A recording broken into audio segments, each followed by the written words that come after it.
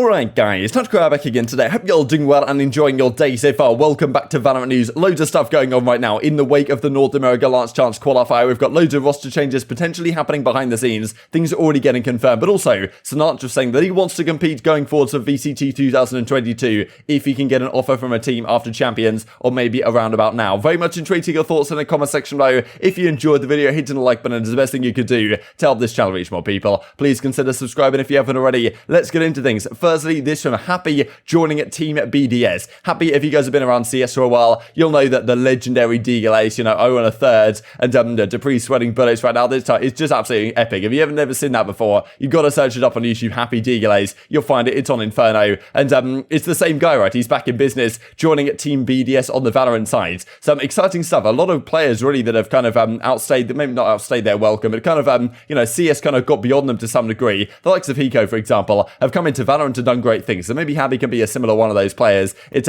exciting to see these kind of old hands still come around the Valorant scene and hopefully do some pretty good things. This also from GenG, they let go of Temperature. Of course, he kind of stepped in for them for the Last Chance qualifier and honestly played pretty well, all things considered. But well, wish him the best moving forward. Say Gen.G, they're going to be moving apart from them, and of course, pretty much all these teams, I would imagine, that didn't qualify for Champions are going to be thinking, okay, we've got to make some sort of change here to try and do our best for the, of course, the 2022 season, which well hasn't been announced what the format's going to be quite yet. But of course, Champions isn't really too far away at this point, right? Only at the start of December it's going to kick off, and even Envy, right? We know they're moving out for Europe for a while in about mid-November to make sure they get some good practice out in that region. But of course, some of the teams in that region have not exactly been performing up to standard. One of them is G2, right? We know that there's some issues right now with the G2 roster. Nuki said pretty much on stream he wants to leave the team, and well, it seems kind of chaos within that team right now because he was like, okay, if someone else, we're not really sure who it was, stays on the team, then he doesn't want to be there. Some sort of ultimatum comes into effect. But they're playing in this Red Bull Gaming Home Grounds tournament, they're calling it. And I mean, it was a tragic day really for G2. Like, they bowed out here very rapidly indeed. G2 played, I mean, they played for Bolas. They played some solid teams,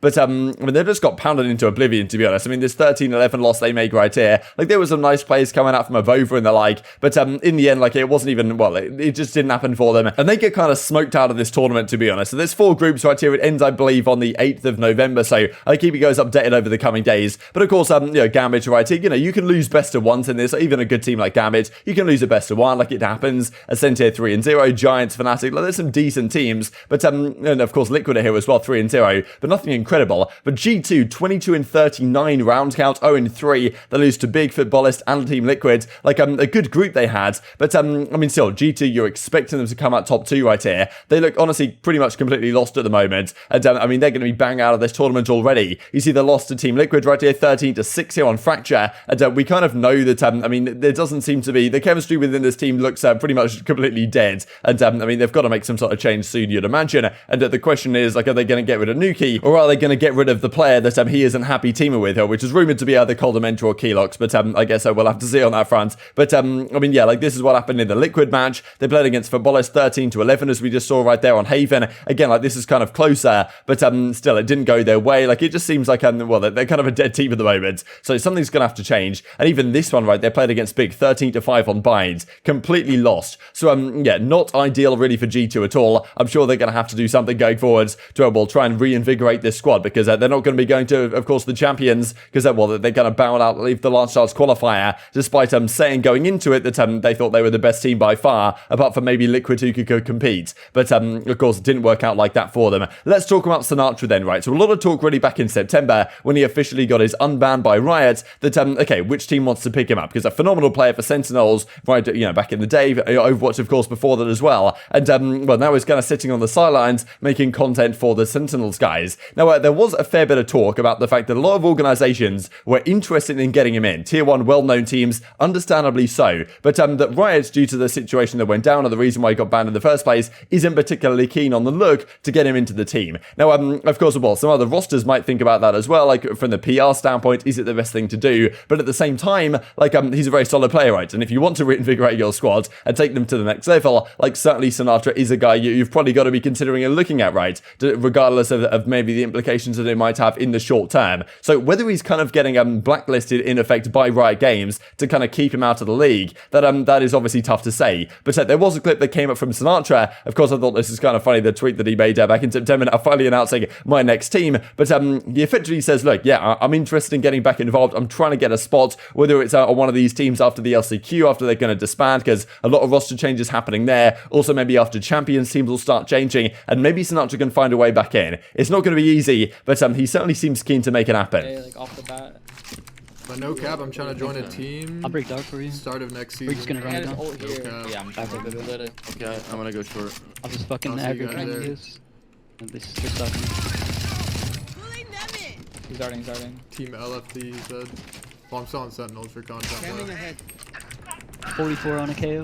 4. Just wanted to finish off also with a couple of things. So, of course, the right-click changes that happened to the Classic a couple of days ago. There was some real response to this and some reaction to this within the pro scene. We looked at ShahZaM yesterday saying, okay, it kind of sucks now, but to other people saying maybe it doesn't suck so much. But actually, during the Last Chance qualifier itself, there was a clip that came up from TenZ that I'll share just to finish out the video here, where he's discussing the right-click changes and then what might potentially happen with it. And he kind of wanted the spread increased. As you can see right here, the firing error has kind of changed when walking, running, or jumping. So effectively, if you still stand still, that the spread is still very minimal. But if you're walking around, the spread is much higher than it was, so you can't really move with it and do anything like that before. I did think the suggestion from one of the guys in the call was pretty interesting though, about you have to toggle it on. So instead of just clicking with the left click and shooting, you know, one bullet at a time, and then go right click and the 3 bullet burst or whatever, like you should have to toggle between the two. The Glock, for example, in CS:GO, or the FAMAS, for example, even though no one uses the 3 burst on the FAMAS because it's awful, but you know, whatever the case may be there, you have to toggle it on with the right click. So you still shoot with the left click, but you toggle it on. So if you want to use the right click, you have to toggle it. Maybe it makes a noise. Like you have to get ready to use it in those situations if you want to use the burst. And if you don't, then you're just, well, you're not going to be able to use it, right? So maybe that's a way to do it. And instead of making the change they did make, and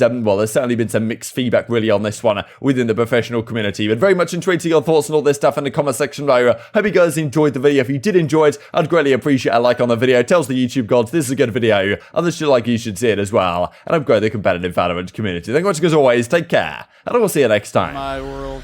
Wait, oh, he's like 1 HP though. Nah, it doesn't matter. He has the most. No. Classic? No, he right-clicked him, dude. That is so sad. No. They do it again on the eco buy. Somehow they I think he plus creator for the gifted. We didn't get the 6-0. What do you think they should do about the right-click, dude? I feel like there's something is going on. Increase the spread. Nah, you know what I think they should do? They should make it like CS where you have to toggle the right-click. And it makes a noise? Like yeah, well, I mean. Magnum, Vision Limited, both are going to try and work the timing. He's worked it really well. He needs that follow-up though. Still does well enough to come away with 2 there. That's perfect stuff. Time is going to be a factor now. Giants make it. Oh my god! Doma does it to him! Alright. Look, Reyna, we'll still put a question mark. Okay, they get him. Okay. Fair enough. I was ready. I was ready to really lean into you. He's just gone. He's just walked out the room. What? I don't blame him after that. He got absolutely abused. Getting out of there. Yeah, go take a breather. He just left this round after what has been a fairly quiet map so far. The crossfire here. He's going to go for the knife turret though. I know Lothar's going to be so happy about